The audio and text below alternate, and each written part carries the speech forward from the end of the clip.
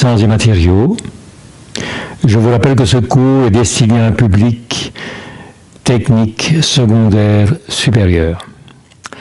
Nous allons maintenant débuter une série de plusieurs vidéos consacrées à l'étude des poutres isostatiques. Le cas des poutres hyperstatiques ne sera pas examiné ici. Le module 2 va vous faire découvrir ce qu'est une poutre et également les différents types d'appui. Voilà, je vous souhaite de découvrir ce module 2 sans tarder et je vous donne déjà rendez-vous au module prochain, le module 3, consacré lui à l'étude de différents cas de poutres isostatiques. Une poutre, c'est quoi? C'est une pièce de grande longueur supportée par un nombre quelconque d'appuis et sollicitée à la flexion par des charges locales ou réparties. Dans l'architecture moderne du XXe siècle, les poutres peuvent être des éléments de béton armé, puis des poutres préfabriquées. Les poutres peuvent être aussi précontraintes pour atteindre de grandes portées ou supporter des charges importantes. Les poutres peuvent être en bois ou en lamelé collé. Ceci ne sera pas vu dans le cadre de ce cours, mais fera l'objet d'un cours spécifique consacré à la construction.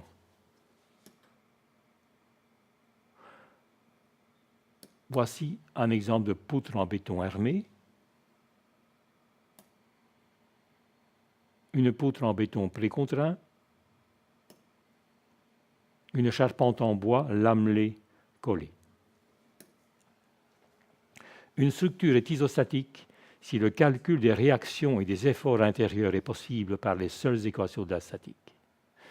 Par contre, une structure est hyperstatique parce que les liaisons qui sont surabondantes rendent impossible le calcul de toutes les réactions et les efforts intérieurs par les seules équations de la statique. Il y a trop d'inconnus.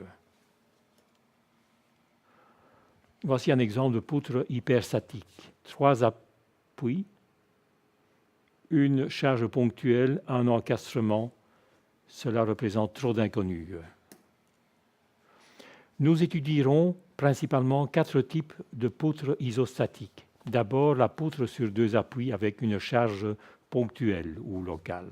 Il s'agit par exemple d'une presse dans une entreprise qui exerce un effort de X newtons ponctuellement au niveau de cette poutre.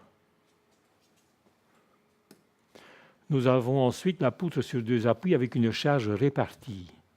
Si Q représente un effort de 1 tonne par mètre, si la longueur est de 3 mètres, l'effort total assumé par cette poutre est de 3 tonnes.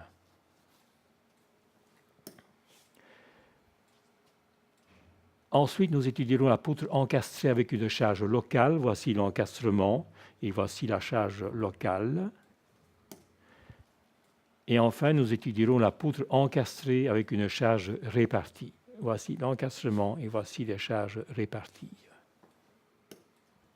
Qu'en est-il au niveau des types d'appui? Nous avons d'abord l'appui rouleau.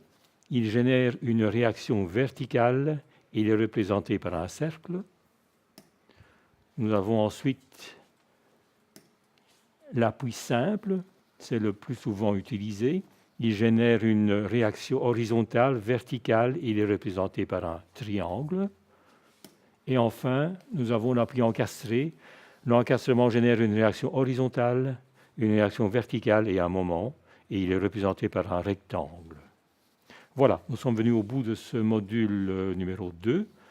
Je vous donne déjà rendez-vous pour le prochain module 3, consacré, lui, à l'étude de différentes poutres.